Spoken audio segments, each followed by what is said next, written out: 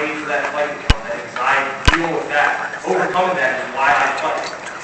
It's a test. Well, you know, I was just a tough kid in high school when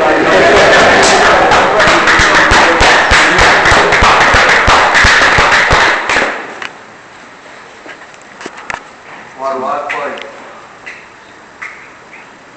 You know, for me, we all fight for many different reasons in life. Like, I believe everything in life is battle, especially on the inside of yourself. You know, it's a battle between right and wrong each and every day of your life. And the main reason why I fight is, you know, for that battle. It's about something much greater than myself, and it gives me the opportunity in life to pursue my dreams, you know, and go into something that you just could never imagine happening. That's much greater than yourself. And when you lose yourself in something much greater than yourself, you often find yourself. And through fighting, I found strengths in myself that I've never known I had before. It's helped better myself as a man, and just each and every way, spiritually, mentally, and physically. It helps put you to the test, not only physically, but mentally. You know, as Carmelo was talking about, when you get in there and you have to face another man, a lot of times things inside your character come out that you never even knew you had. You know, putting yourself out on a limb and reaching farther than you thought you could have reached before, you know, only makes you stronger, and that's what drives me, you know, being able to have the opportunity to fight, just moving on forward.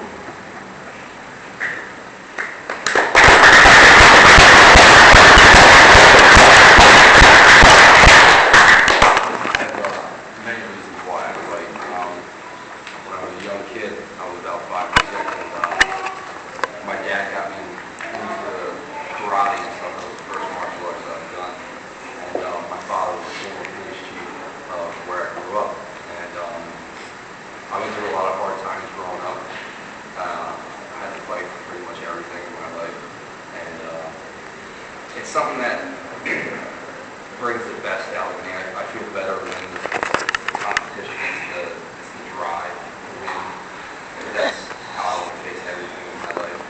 Is just be able to accomplish anything I can do. And I've done some competition before, and gotten a lot of offbeat fights. And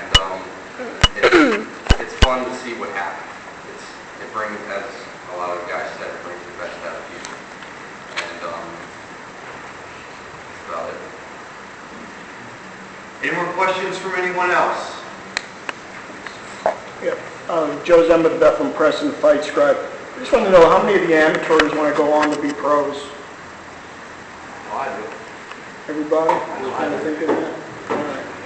I think that is Is that your ultimate goal, really, as a fighter?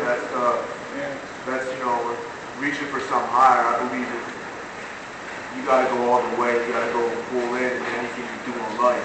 That's at least my intention in what I do. I think if you're fighting out of the American top team, you're probably just not a hobbyist. We make sure everything we do, we really push our fighters. I don't see a person coming to us who just wants to experience that amateur experience, like, oh, you know, get out there, try one fight. We don't draw those type of guys. We have the guys that we have here, even some of the people sitting in the stands, are guys that are dedicated to being the best at this. And being the best, you're not going to do it being an amateur. You're going to have to take it pro, you're going to have to excel, you're going to have to, you know, these are career guys. These are guys that want to be fighting in another 10 years. Eventually go on to open up their own gym and keep this ball rolling. That's the type of people we attract. That's the type of people we want. As far as, you know, I'm not interested in just having somebody who just wants to try it once and be done. That's not what we do. Me as an amateur fighter, you know, like, it's, you know, what Melo was saying, it's not just something I want to come in and just try out, like, hey, man, you know, let me see what I'm made of and stuff like that, because I've been through enough, you know, I seen it all already out, you know, just in the streets itself. And with stepping in this cage, I just, you know, I just feel at home, and it feels good to me. And, you know, I know out of, you know, growing as an amateur and taking my time and developing my skill and doing what I love, you know, I know eventually I want to take it to that next level and push it to the next level. And, you know, with having people like Carmelo and American Top Team behind me, you know, it's a good feeling knowing that they're there and they're going to help me get there, you know, and reach the goals that I want to reach. But eventually, definitely, yes, I definitely would love to go pro. Yeah, definitely going pro is my goal. But you know, I have higher standards for when when I reach that level. I'd rather, you know, set my goal real high. You know, I'm not gonna stop until I'm a world champion. You know, that's the mentality I go into it every day.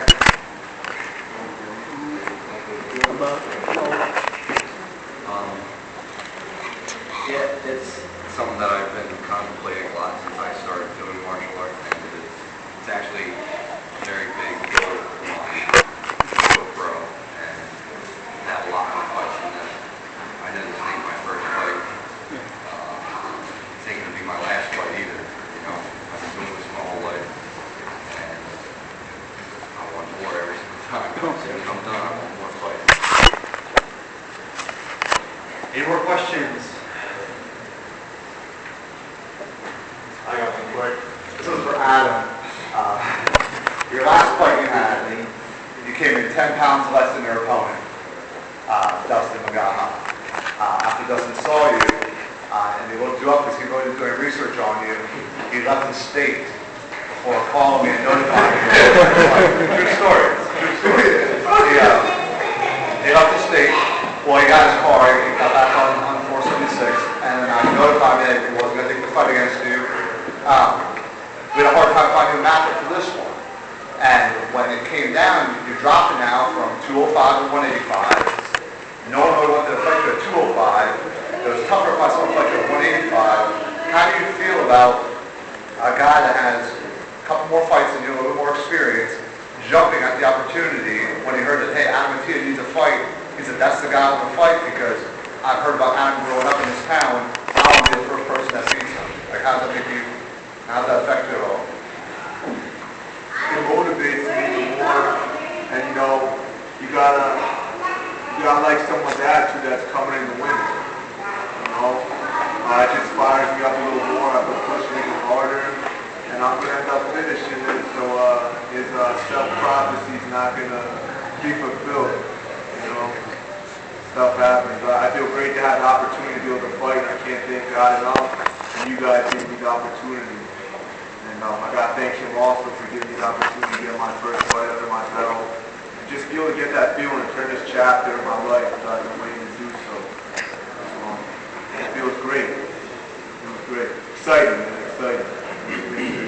You find that thing that makes you beat, and you're just like, boom, boom. Feels good. Okay, we still have time for a few more questions. Anyone else? Jonathan Rocker with Chris Magazine. I was wondering if wrestlers have more advantage to non-wrestlers in MMA.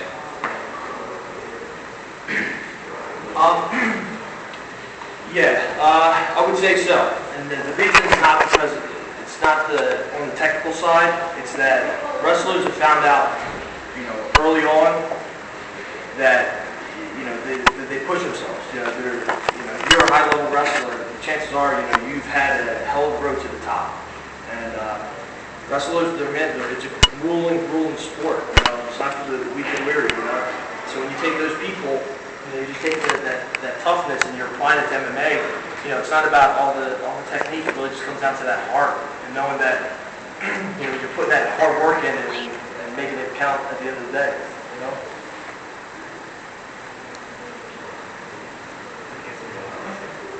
Anyone else? I'm not a wrestler, I can't speak. Of course I'm going to say wrestling man.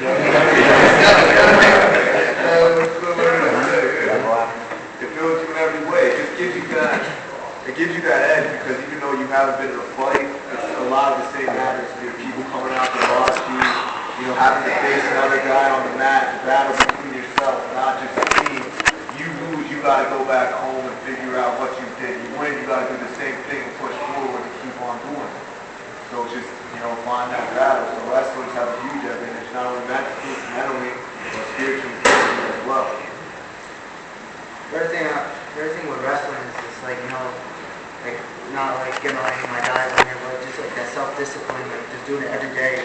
Being a wrestler, it's a lot easier to teach a wrestler because they've been doing it every day. They've been doing it since 5 years old. The coaches, it's easier for us wrestlers, what the coaches have to say. It's a lot more understanding of what they're doing, you'll just be like, all right, we'll make that correction. And for the other guys, you see it's a little bit harder and whatnot, but, definitely I think wrestlers got the advantage. Any thoughts? Well, me, I don't come from a wrestling background, and thinking about it now, I kind of do regret it, and I wish in high school, when I was younger, I did, pursue that and take that sport into consideration, now, but it's a little too late. But they do have an advantage, man, definitely, man. They're tough dudes, they grind it out, and, they work hard, man, and I respect every wrestler, man, I definitely do, but, at the end of the day, man, you got punches coming too, so, it goes both ways, but wrestlers do definitely have a good advantage, and I respect every one of them. I came from a wrestling background. I did alternate middle school, and I think they do have a lot better advantage because I switched over to Brazilian Jiu-Jitsu, and it definitely would have been the transition was a lot easier. But it was still a little difficult because in wrestling we don't really have the arm bars and you can't really do that stuff. So when you go from wrestling to Brazilian Jiu-Jitsu, it really just comes all together and makes it a lot better. And so I think, yeah, wrestlers consider it. You got the next question? I'd like to say that wrestlers develop a certain type of strength and mental toughness throughout club wrestling and years of wrestling and grinding it out. And also transition very well over to other sports such as boxing, jiu-jitsu, and Muay Thai. Any more questions from anyone? Okay, gentlemen, any final thoughts going into the event next week? Just for the people out there, do your best to come and support these guys. Listen, when you're an amateur, it's all work and no pay. These guys they're doing this in the hopes that one day they'll get that glimpse and get that opportunity to become a professional. And even when you become a professional, these guys are still working 40-hour-a-week jobs, they're still grinding with life. Some of these fighters have 40-hour-a-week jobs, a couple kids, and they're trying to balance this just because this is their passion.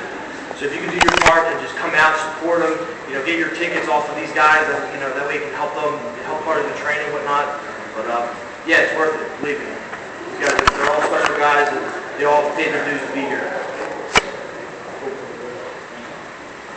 Any final words, guys? Wait for now. I'd like to thank the All-American Top Team. It's a great gym, you guys are great players. Thanks for having me.